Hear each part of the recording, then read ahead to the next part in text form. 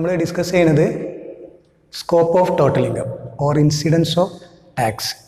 കഴിഞ്ഞ ഒരു വീഡിയോയിൽ നമ്മൾ ഇതുമായിട്ട് ബന്ധപ്പെട്ടിട്ടുള്ള തിയറീസും കാര്യങ്ങളൊക്കെ പറഞ്ഞിട്ടുണ്ടായിരുന്നു.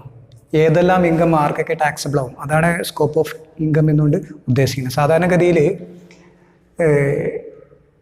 ഡിഗ്രിക്കൊക്കെ പി ജിക്കും ഒക്കെ ഷോർട്ട് എസ് ആയിട്ടൊക്കെ വരാൻ സാധ്യതയുള്ളൊരു ക്വസ്റ്റ്യനാണ്. ഓക്കെ, വളരെ സിമ്പിളാണ് മനസ്സിലാക്കിയിട്ടുണ്ടെങ്കിൽ. നമ്മൾ ആ തിയറി നമ്മൾ കാണാത്തവരെ കഴിഞ്ഞ വീഡിയോ ഒന്ന് കാണാം കേട്ടോ. സ്കോപ്പ് ഓഫ് ടോട്ടൽ ഇൻകത്തിൻ്റെ ഒരു തിയറി നമ്മൾ ചെയ്തു. ഓക്കെ, ഇങ്ങനെ ഒരു ക്വസ്റ്റ്യൻ ആയിരിക്കും എക്സാമിന്. മോഡൽ ഇതായിരിക്കും. ഈ ക്വസ്റ്റ്യൻ എന്നല്ല, ഇതുപോലുള്ള ഒരു ക്വസ്റ്റ്യനാണ് മോഡൽ. ഇത് പരമാവധി നമ്മൾ ഒരു 10-11 കാര്യങ്ങളൊക്കെ ഉൾപ്പെടുത്തിയിട്ടുണ്ടെങ്കിൽ 4-5 കാര്യങ്ങളൊക്കെ വെച്ചിട്ടാവും ക്വസ്റ്റ്യൻ തരുള്ളൂ. ഓക്കെ, അപ്പോൾ എങ്ങനെയാണ് ഇതിൽ നമ്മൾ compute gross total income of mister കുമാറിൻ്റെ ഗ്രോസ് ടോട്ടൽ ഇൻകം കാൽക്കുലേറ്റ് ചെയ്യാനാണ് പറഞ്ഞിരിക്കുന്നത്.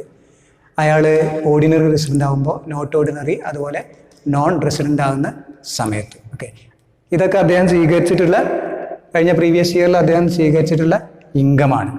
അപ്പോൾ എങ്ങനെയാണ് നമ്മൾ കാൽക്കുലേറ്റ് ചെയ്യണം? അപ്പോൾ ഇത്തരത്തിലുള്ള ക്വസ്റ്റ്യൻ ഉണ്ടാവും. അപ്പോൾ നമ്മൾ ഈ ക്വസ്റ്റ്യൻ ഇതുപോലെ തന്നെ നമ്മളാണ് മാറ്റി എഴുതണം. എന്നിട്ട് ഈ 3 കോളം കൂടി നമ്മൾ കൊടുക്കുക. Ordinary, not ordinary, non resident. ഇതാണ് കേസ്. ഓക്കെ, അപ്പോൾ ആ കേസ് നമ്മളിവിടെ ഒന്ന് എഴുതുകയാണ്. ഓക്കെ, ആർട്ട് വർക്കിൽ കുറച്ച് മോശമായതുകൊണ്ടേ വരകളൊക്കെ ചിലപ്പം അതിലെന്തിനും പോവും. നിങ്ങൾ നേരിട്ട് വരച്ചാൽ മതി കേട്ടോ. പരമാവധി വളച്ച് വരയ്ക്കാൻ വേണ്ടി ഞാൻ നോക്കാം. ഓക്കെ, സ്കെയിൽ വെച്ച് വരച്ചാൽ മതി, അപ്പോൾ പ്രശ്നമൊന്നുമില്ല കേട്ടോ. ടാക്സിനെ സംബന്ധിച്ച് ടാക്സിന് അങ്ങനത്തെ ഒരു ഫോർമാറ്റ് ഒന്നുമില്ല. There is not format for tax. നമ്മൾ അക്കൗണ്ടിങ്ങിനൊക്കെ ഒരു ഫോർമാറ്റൊക്കെ ഉണ്ടല്ലോ, ലെഡ്ജറി, ജേണൽ, അതുപോലെ ഫോർമാറ്റൊന്നും ടാക്സിനില്ല. ടാക്സ് നമ്മളേതായ രീതിയിൽ നമുക്ക് എന്താണ് അത് ടാക്സ് ലയബിലിറ്റി കണ്ടുപിടിച്ചാൽ മതി. ഓക്കെ, ഇത് ordinary resident, not ordinary resident, non resident. First നോക്കാം നമുക്ക് profit from business in India. ഇങ്ങനെ ഒരു വര വരയ്ക്കേണ്ടി കിട്ടും, കറക്റ്റായിട്ട് കിട്ടാനാണ് ഒന്നാമത്തെ കാര്യം. Profit from business in India, ഇന്ത്യയിലെ ഒരു ബിസിനസ്, അതിന് കിട്ടിയ പ്രോഫിറ്റ് ആണ്. അപ്പോൾ നമുക്കറിയാം അത് ഇന്ത്യൻ ഇൻകമാണ്. ഇന്ത്യൻ ഇൻകം എന്ന് പറഞ്ഞാൽ ഏതൊക്കെ ഓർമ്മ ഉണ്ടോ? Income received in India, deemed to be received in India, accrue arise in India, deemed to accrue arise in India. അല്ലേ? ഇന്ത്യയിൽ സ്വീകരിച്ച ഇൻകം, സ്വീകരിച്ച പോലെ പരിഗണിക്കപ്പെടേണ്ട ഇൻകം, ഉത്ഭവിച്ച ഇൻകം, ഉത്ഭവിച്ച പോലെ പരിഗണിക്കപ്പെടേണ്ട ഇൻകം. ഇത്രയും ഇൻകങ്ങൾക്ക് ഇന്ത്യൻ ഇൻകമാണ്. Indian income taxable to all നമ്മൾ പഠിച്ചാണ്. So profit from business in India, Indian ബിസിനസ്സിൽ നിന്ന് കിട്ടിയ പ്രോഫിറ്റ് 1,50,000 എല്ലാവർക്കും ടാക്സബിൾ ആണ്. നമ്മൾ എഴുതും. അദ്ദേഹം ഓർഡിനറി ആണെങ്കിൽ 1,50,000 ആണ്. നോട്ട് ഓർഡിനറി ആണെങ്കിലും 1,50,000.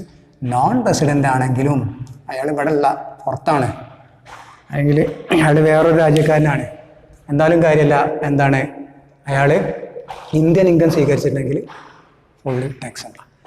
Then next agriculture income in USA. USA എന്ന് കിട്ടിയ അഗ്രികൾച്ചർ ഇൻകം. ഈ അഗ്രികൾച്ചർ ഇൻകം പഠിക്കുമ്പോൾ പ്രത്യേകം ഒന്ന് ശ്രദ്ധിക്കുക കേട്ടോ. അത് നിങ്ങൾക്കൊരു ചാപ്റ്ററായിട്ട് പഠിക്കാനുണ്ട് അഗ്രികൾച്ചർ ഇൻകം. അപ്പോൾ അതിൻ്റെ ഡീറ്റെയിൽഡിലേക്ക് നമുക്ക് വരാം. ഇതിപ്പോൾ USA എന്ന് കിട്ടിയ അഗ്രികൾച്ചർ ഇൻകം. സാധാരണഗതിയിൽ അഗ്രികൾച്ചർ ഇൻകം ടാക്സ് എന്ന് ഒഴിച്ചു നിർത്തിയിട്ടുള്ള സംഭവമാണ്. അത് ഇന്ത്യൻ അഗ്രികൾച്ചർ ഇൻകം ആണെങ്കിലാണ്. ഓക്കെ, നമ്മുടെ ഒരു രാഷ്ട്രം എന്ന് പറയുന്നത് ഭൂരിഭാഗം ഒരു 70%, nearly 70% of the people's are still depends upon agriculture activities എന്ന് പറയുന്നത്. അതുകൊണ്ട് തന്നെ ഈ അഗ്രികൾച്ചർ മേഖലയെ പ്രൊമോട്ട് ചെയ്യുന്നതിന് വേണ്ടിയിട്ട് ടാക്സ് ആ മേഖലയിൽ നിന്ന് എന്ത് ചെയ്തിട്ടുണ്ട്, ഒഴിവാക്കിയിട്ടുണ്ട്. പക്ഷേ അതിന് ചില കണ്ടീഷൻസ് ഒക്കെ ഉണ്ട്, നമ്മൾ പിന്നീട് പഠിക്കാം. ഓക്കെ, ഇത് foreign agriculture income. Agriculture income in US എന്ന് പറയും ഫോറിൻ ആണ്. അപ്പോൾ ഫോറിൻ അഗ്രികൾച്ചർ ഇൻകത്തിന് ടാക്സ് ഉണ്ട്, പക്ഷെ എല്ലാവർക്കും ടാക്സ് ഇല്ല. ആർക്ക് മാത്രമേ ഉള്ളൂ? ഓർഡിനറീസിന് മാത്രമേ ടാക്സ് ഉള്ളൂ. അപ്പോൾ 20,000 ഇവിടെ മാത്രം വരും, ഇവർക്കൊന്നും ഇല്ല. ഓക്കെ, ദെൻ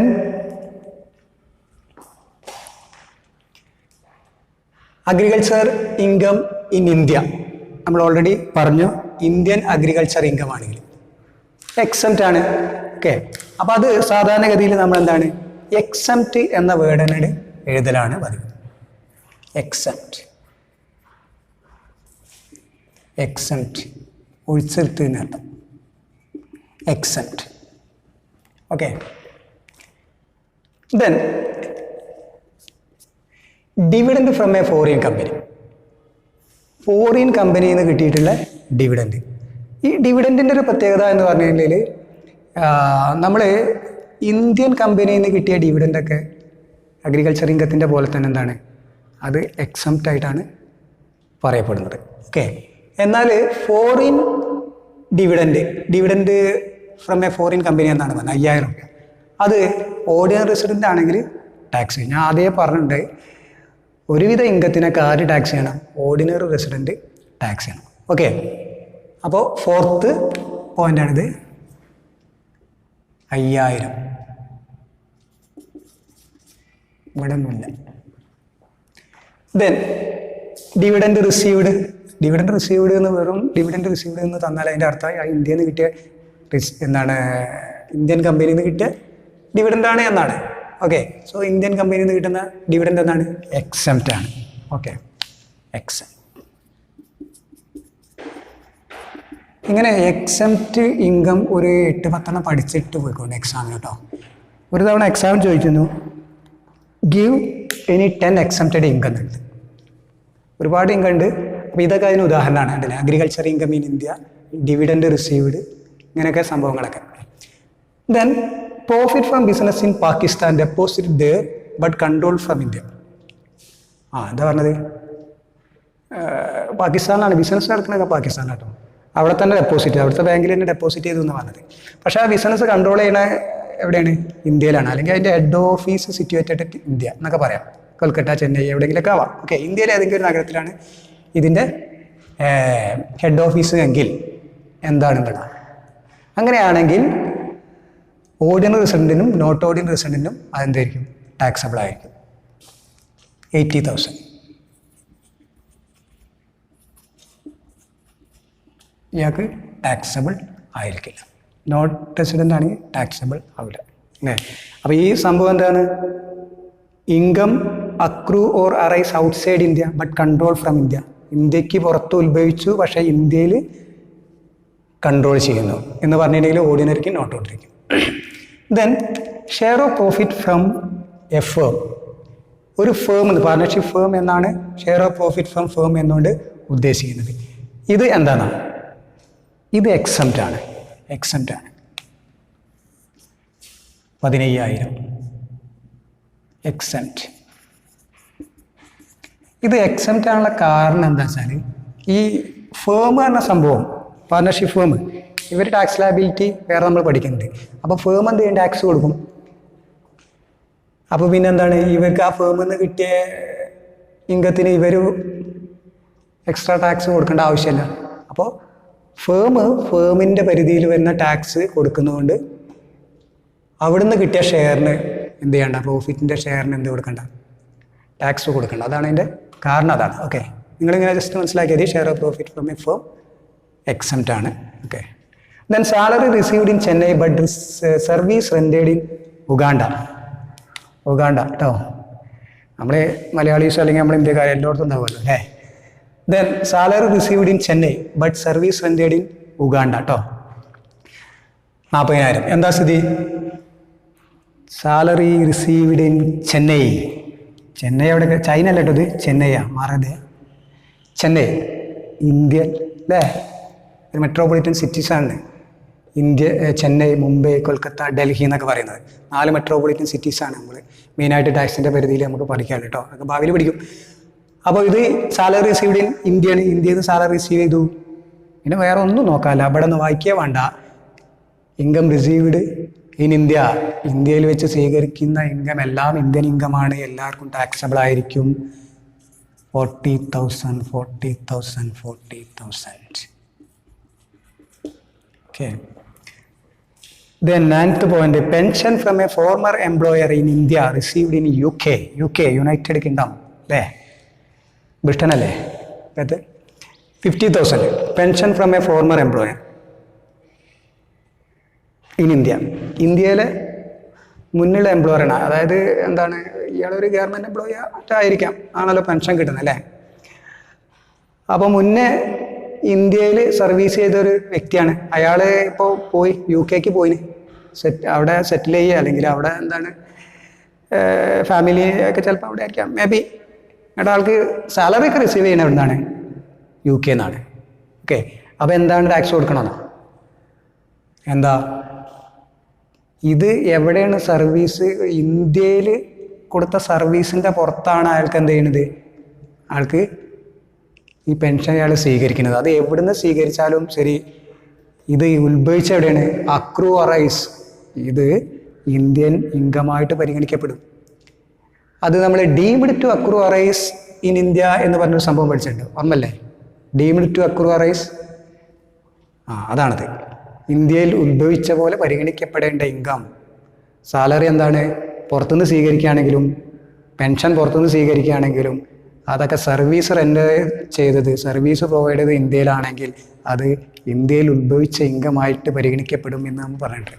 അങ്ങനെയാണെങ്കിൽ അത് ഇന്ത്യൻ ഇൻകമാണ്, ടാക്സബിൾ ടു ഓൾ ആണ്. ഇയാൾ എവിടെ നിന്നാലും, ഇയാൾ ഓർഡിനറി, കഴിഞ്ഞ പ്രാവശ്യം ഇയാൾ ordinary resident, not ordinary, non resident ആണെങ്കിലും ഒക്കെ ഇയാൾക്ക് എന്താണ്? ടാക്സബിൾ ആവും. ഇയാൾ UK മിക്കവാറും ഇയാൾ നോൺ റെസിഡൻ്റ് ആവും അല്ലേ? എന്നാലും ഇയാൾക്ക് ടാക്സ് ആവും. അപ്പോൾ ഏത് കേസിൽ ഇത് മൂന്നും കൂടി ഒരാൾ വരില്ല കേട്ടോ, ഇത് കേസാണ്. കേസസ് ഡിഫറെൻറ്റ് കേസസ് ആണ്. ഒന്നെങ്കിൽ ഓർഡിനറി ആവാം, അല്ലെങ്കിൽ അയാൾ നോട്ട് ഓർഡിനറി ആവാം, അല്ലെങ്കിൽ നോൺ റെസിഡൻ്റ് ആവാം. ഇത് ഏത് കേസിൽ ഇയാൾ വന്നാലും ഇയാൾക്ക് എന്താണ്? അത് ഫുള്ളി ടാക്സബിൾ ആണ്. ദ നെക്സ്റ്റ് 10ാമത്, income from business earned in Bangladesh ₹1,50,000 of which ₹1,25,000 were received in India.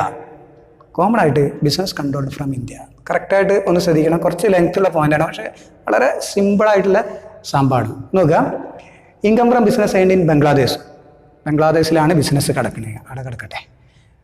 1,50,000 ഇന്ന് കിട്ടിയിട്ടുണ്ട്, വരുമാനം കിട്ടിയിട്ടുണ്ട്. അതിന്ന് of which ₹1,25,000 were received in India.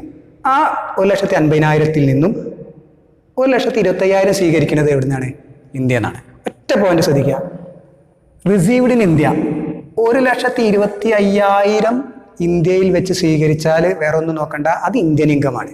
Indian income taxable to all ആണ്. അങ്ങനെയാണെങ്കിൽ ഇയാൾ 1,25,000, 1,25,000, 1,25,000 എന്ന് വരും. അതിൽ സംശയമൊന്നുമില്ല, റിസീവ്ഡ് ഇൻ ഇന്ത്യയാണ്. പക്ഷെ ഇവിടെ വേറൊരു പോയിന്റ് വന്നിട്ടുണ്ട്, 1,50,000 ആണ് യഥാർത്ഥത്തിൽ എന്ത് ചെയ്യുന്നത്? ഇൻകം ഉള്ളത്, കിട്ടിയത്. ഓക്കെ, അപ്പോൾ നമ്മളിവിടെ ഒരു 25,000 ഒഴിവാക്കിയിനി എല്ലാത്തിനും. ഇനി കോമൺ ആയിട്ടൊരു കാര്യം ഇവിടെ പറയുന്നുണ്ട്, ഈ ബിസിനസ് കൺട്രോൾ ചെയ്യണത് ഇന്ത്യതാണ്. ബംഗ്ലാദേശിലാണ് സംഭവമൊക്കെ. ബിസിനസ് 1,50,000 ബംഗ്ലാദേശിൻ്റെ ബിസിനസ് ചെയ്തിട്ട് ബംഗ്ലാദേശിന് വരുമാനം കിട്ടുന്നുണ്ട്. ആ ബിസിനസ് കൺട്രോൾ ചെയ്യുന്നത് എവിടെ നിന്നാണ്? ഇന്ത്യ എന്നാണ്. Income accrue or arise outside India but control from India. അങ്ങനെയാണെങ്കിൽ ഓർഡിനറിക്കും നോട്ട് ഓർഡിനറിക്കും ടാക്സബിൾ ആണ്. അങ്ങനെയാണെങ്കിൽ ഈ 1,50,000 എന്താണ്? ഇയാൾക്കും ടാക്സബിൾ ആവും. ഇവിടെ 1,25,000 നമ്മൾ ഓൾറെഡി എഴുതിന്. അപ്പം ഇനി എത്രയും കൂടി ഉണ്ടാവും? ഒരു 25,000 ബാക്കിയുണ്ട്, പ്ലസ് ഒരു 25,000 പടി ബാക്കിയുണ്ട്. ചുരുക്കി പറഞ്ഞാൽ ഇയാൾക്ക് പിന്നെ വരില്ലല്ലോ. 1,50,000 1,50,000 എന്ന് നമുക്ക് എഴുതാം. ഓക്കെ, സോ അതാണ് വായിക്കാട്ടോ. അപ്പം എന്തായി? 1,50,000 1,50,000 1,25,000. അപ്പോൾ ഇതാണ് സാധാരണഗതിയിൽ കുട്ടികളൊക്കെ തെറ്റിക്കാനുള്ളൊരു സാധ്യത ഉണ്ട് കേട്ടോ. അപ്പോൾ അത് ശ്രദ്ധിച്ചാൽ മതി. Then finally income from house property, HP, house property in Germany. ജർമ്മനിയിൽ ഉള്ള ഒരു ഹൗസ് പ്രോപ്പർട്ടി, ഇയാൾക്ക് ജർമ്മനിയിൽ ഒരു ഹൗസ് പ്രോപ്പർട്ടി ഉണ്ട്, അവിടുന്ന് ഇൻകം കിട്ടിയെന്നാണ്. എന്നാൽ ജർമ്മനിയിലൊരു ഹൗസ് പ്രോപ്പർട്ടിയിൽ നിന്ന് ആൾക്ക് ഇൻകം കിട്ടിയ അയാൾ ടാക്സ് അടയ്ക്കുന്ന ഒരു ചോദ്യമാണ് അല്ലേ? ഇയാൾ ഓർഡിനറി റെസിഡൻറ്റ്, കഴിഞ്ഞ പ്രീവിയസ് ഇയറിൽ ഇയാൾ ഓർഡിനറി റെസിഡൻറ്റ് ആണെങ്കിൽ ഇയാൾക്ക് ഇനി ചന്ദ്രനിൽ ഹൗസ് പ്രോപ്പർട്ടി ഉണ്ടെങ്കിൽ ഇയാൾ എന്ത് ചെയ്യേണ്ടി വരും? നമ്മൾ ടാക്സ് അടയ്ക്കേണ്ടി വരും. അതാണ് നമ്മളവിടുത്തെ ടാക്സിൻ്റെ നിയമം. ഓക്കെ, സോ അതിൻ്റെ എമൗണ്ട് എഴുതില്ലല്ലോ. സപ്പോസ് ഒരു 40,000 കിടക്കട്ടെ, ₹40,000. ഓക്കെ, കഴിഞ്ഞു. ഇനി നമ്മളോട് പറഞ്ഞത് ടോട്ടൽ ഇൻകം കാൽക്കുലേറ്റ് ചെയ്യണേ. ഇതാണ് ടോട്ടൽ ചെയ്താൽ മതി. Total income, compute gross total income of mister Kumar. Gross total income ആട്ടോ ഈ കാൽക്കുലേറ്റ് ചെയ്യുന്നത്. പിന്നെ ഇതൊന്ന് ഡിഡക്ഷൻസ് ഒക്കെ ഉണ്ടാക്കാൻ കഴിയുമ്പോഴാണ് പിന്നെന്താണ് ടോട്ടൽ ഇൻകത്തിലേക്ക് വരിക. വേണമെങ്കിൽ ഗ്രോസ് ടോട്ടൽ ഇൻകം അങ്ങനെ തന്നെ കൊടുക്കാം. സോ ഒന്ന് ടോട്ടൽ ചെയ്ത് നോക്കാം. ഓക്കെ, 4,70,000, 3,65,000. അപ്പോൾ ഇയാൾ ഒരൊറ്റ വ്യക്തി ഡിഫറെൻറ്റ് കേസിൽ വരികയാണെങ്കിൽ അയാൾക്ക് ഇയാളുടെ ടോട്ടൽ ഇൻകം ഇങ്ങനെ വരും. സോ ഇതാണ് ഇയാളെ ഇൻഡിവിജ്വലിൻ്റെ റെസിഡൻഷ്യൽ സ്റ്റാറ്റസ് മാറുന്നതിനനുസരിച്ച് അയാളുടെ ടോട്ടൽ ഇൻകത്തിന് മാറ്റം വരും എന്ന് പറയുന്നത്. ഈ ടോട്ടൽ ഇൻകത്തിൻ്റെ പുറത്താണ് പിന്നെ നമ്മൾ എന്ത് ചെയ്യുക, ടാക്സ് ലയബിലിറ്റി കാണുന്നത്. So residential status, determination of residential status is very relevance for tax purpose. Okay, thank you.